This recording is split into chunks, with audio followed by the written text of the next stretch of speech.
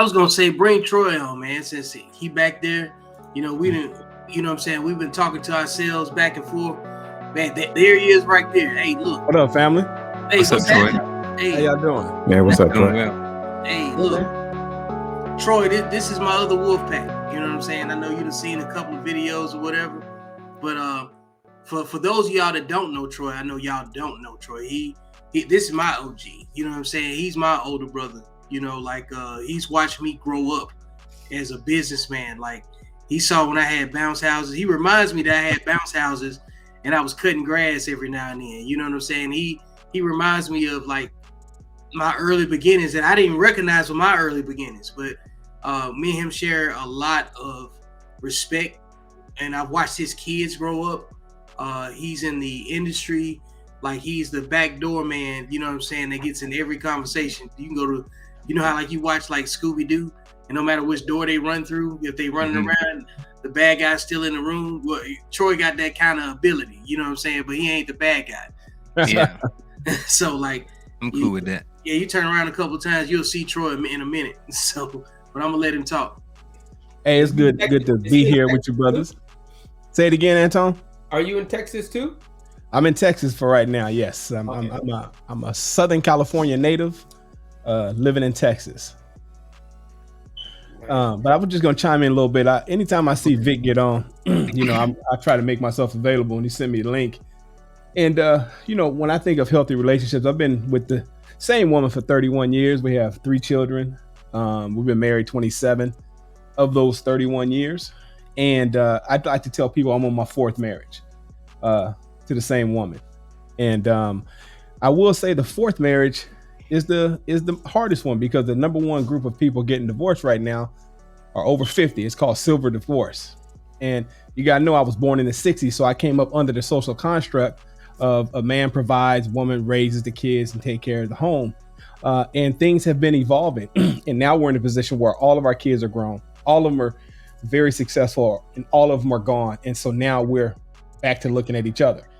So the first marriage was, the newlywed phase, where, holding hands and skipping and doing that kind of thing, looking at each other in the eye when we make love, the whole thing, right? Then the kids came in the second marriage, and now we're doing PTA meetings and we're passing each other, taking this person to ballet, this person here. The third one was when they get to that high school point when they start driving. So we're no longer really focused on career. We're focused on getting them out the house. And then the fourth one is now we're dating again. Now we have to see if we even like each other again, because liking your husband or your wife was not a requirement from the people that I came up under. It was about respect, honor, and duty. And so now, like my daughter tells me, this is the first generation of man that this wife, this woman has to actually like you, because they don't need you as much for security. And it causes a lot of role and identity conflict. Me and my wife settled into roles, and those roles are switching now, because for 20 years, she was a stay-at-home wife. She homeschooled our children. She ran a nonprofit for young girls for 10 of those years. And I looked at her one day when our son was a junior, our baby was a junior, and said, hey, your husband's crazy and your kids are grown and they're leaving. You need your own identity. Because when I get up and speak, I talk about the people that I work for and with. And by the way, I'm married with 3 children. Hey, it's one of my daughters just walked in. When my wife would stand up, she would say, I am the husband of Troy and the mother of these people. And then she'd lay out the rest of that stuff, So she didn't have an identity outside of the people who were crazy or walking out the door. And so 7 years ago, she went into real estate, and now she's one of the top producers in the city of Dallas, in her region, which is one of the most bougie parts of the town. And now roles have reversed, where she earns way more than I did. I was the provider for all these years, right? But it hasn't changed our roles in such that it changed mine, because now I'm doing more stuff around the house. And she's getting to see what the entrepreneur lifestyle is, which is very incredible. The things she used to complain about, now she complains about, if that makes sense. And so when I think of healthy relationships, I think about the dynamics, that everything is different. It was different when we met at 22, right? It's different when we had kids in the house. Now it's different in our 50s and empty nesting and looking at legacy. And last thing I'll say before I let someone take over is a lot of it is emotional maturity. And what I have to ask myself is because we no longer need each other. We were in a needing position early, right? I needed her to take care of the house while I went out and killed whatever, and she would harvest whatever I killed. And so we had very clearly defined roles. And so one day I told her I didn't need her, but I wanted her, and tried to explain that want was higher than need, right? And so we have to make sure that we're adding value to the phase of life we're in now to each other.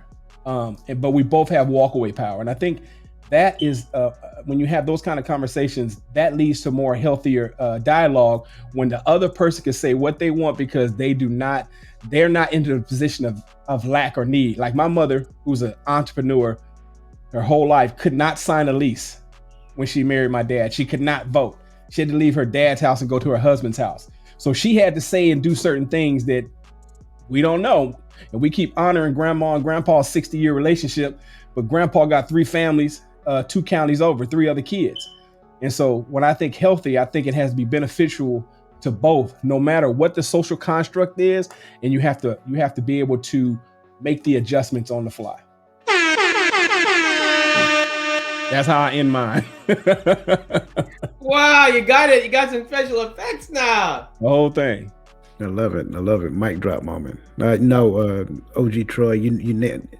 Nalls, but you nailed it. I like that. Yeah, I'm serious, bro. You nailed it. You kind of brought from a experiential standpoint. You kind of brought everything into perspective. What we're literally talking about, and that kind of goes back to, one of the things I was talking about initially. You guys evolved to a place because let's go back. You talked about that need aspect, right? And so because that need existed, it forced you to grow together. Like you had to continuously learn one another. And here's the thing: you had the kids, so the kids was a facet of learning as well. Yeah. And so within that space, some people, they may flock to one child more than another, or whatever that looks like. In most cases, the boy generally flocks to mom because that's really how it works, and the girl flocks to dad. I don't know why it works that way; it just does. And so, what we have to, especially as husband and wife, we have to learn not to allow the kids to pit us against one another. So that presents another dynamic, and of course, finances always pit a dynamic. And so that's why I believe wholeheartedly that it's necessary, especially in the beginning phase, that we have those necessary conversations and get all those things on the table. And that's another thing we talk about as well, right? What's your view on raising kids? Because trust me, if we're not ready for kids can literally drive a wedge in between relationships if you let it. Oh yeah, definitely. And listen, the things that as older, I failed to mention my wife is older than me. She's the baby boomer. I'm Gen X, right? I didn't know that us being 5 years apart in 2 different generations would give us such different ideas on raising children, right? And so what looks like talking back to my elders is I encourage my children to learn how to negotiate, pit people against each other. This is real life. If dad say no, ask your mama. You got to know how to, and I wouldn't tell them it like that, but I would say, hey, listen, no. Well, they can stake their case and change my mind, because one thing is we tell our kids to speak up for themselves and to be respected, but the only place they can't speak up is at home, and the place where they're least respected is at home. So how do you expect them to go out here and navigate this real world when they've been treated like subhumans or children? Like a child needs to stay in a child's place. What is a child's place? You know what I'm saying? Because they're only going to be children for but a season. And if they live to be 80, they're going to be a kid for probably 15% of their life. So I didn't raise children. People always say, oh, it's children. No. I was raising adults to function in a world where, let me tell you the benefits they had. They had a father and a mother who allowed them to negotiate. If we can keep it with a buck, and I told them, you're privileged, you're dope, but your privilege comes because you're light skinned. You're more acceptable than my darker brother who has to be on the ball. I'm saying, not only are you light skinned, you're smart, but you're twice as smart as a person that they're trying to compare you to, that you got to be twice as smart as. So you are smart. I didn't grow up in a slave state. I didn't grow up in the South. I grew up around Black Panthers. It was always about Black empowerment. It was always about the spook who sat by the door. It was always about doing things for my people. And it was not about obedience. Obedience is for circus animals and dogs, right? They call the lion the king of the jungle, but you ain't never seen a wolf in a circus. Yeah, you dropped that one. Yeah. I love it. I love it. I need that kid, man. I need to quit playing. I got you. Trust me. But hey, I got to dip off. My uncle just called, and I was supposed to been called him at 6:45. So let me go ahead and give him a call. Man, hey, well, it was good seeing y'all, man. Invite me back. Y'all keep it up, and I'll look at the replays. Yeah, absolutely. Pleasure meeting you, brother. Appreciate you. All right, take care. Man, Troy's done some extraordinary things with just his kids. One is, his son is a professional musician. He's 23 years old. He was part of the Super Bowl team that put the halftime show together as well. So he has some very, very good affiliations. You know what I'm saying? So he speaks from a place of experience. He used to be in the Air Force too. He's a veteran. So I've called this man and helped him out with real estate stuff from while I was in Afghanistan. You see what I'm saying? So we got real organic connectivity with one another. So I trust what he says, and I already know he's going to bring some valuable commentary if he ever has the availability, just like he did. So yeah, man, big shout out to Troy. You know what I'm saying, and what he adds. What you think about all that, Antoine? There's a lot of information. I mean, it was good what he was saying. Yeah, it was good. I don't believe in the whole, the ones that have dark skin and all that shit. I don't believe in any of that. But what he was saying as far as how he raised his kids, I agree with 100%, and he put it into them. He instilled it into them. And the key thing there was a 2-parent household. 2 people loving each other and passing it on to their kids, passing that love on to their kids and raising them with that love, that nourishing, that nutrition, saying what they had to say, but not, with a firm hand, but a loving hand. So I believe in that 100%. And in some ways, that's the way my parents raised me. The same way, to succeed. They didn't raise me with any victimhood mentality, nothing like that. They just raised me to be the best at what you do, and they can't deny you. It's the way it is. And so I totally relate to what he was saying, Absolutely, 100%. Yeah, I gotta agree with him. I also believe that, and I know this isn't about raising kids, but there are stages of development to where you allow the flexibility and the freedom to do things. But there also has to be a foundation that has to be established as well. It's just like building a house. You're not gonna, you don't build the roof first. You build the foundation first. So they didn't come out the womb negotiating. Just gonna be honest with you. So you got to lay the foundation first. Once the foundation is laid, then you can start, growing into other things as well. So it's a time and a place, and again, I just keep going back to the place to where those things must be discussed early, because I'm telling you, one parent can believe in one thing and another parent can believe in something totally different. And I've seen it to where they will be hell-bent before they adjust the way that they raise their child compared to the way that the father, or even in other instances, the mother wants to raise them. And then that'll be the thing, I'm telling you, that drives a wedge between 2 people. So again, just going back to the fact of what does a healthy relationship looks like? It's a relationship that allows both people to flourish. And within that space, both people come to a common ground understanding of what forward progression look like, because they're on the same team.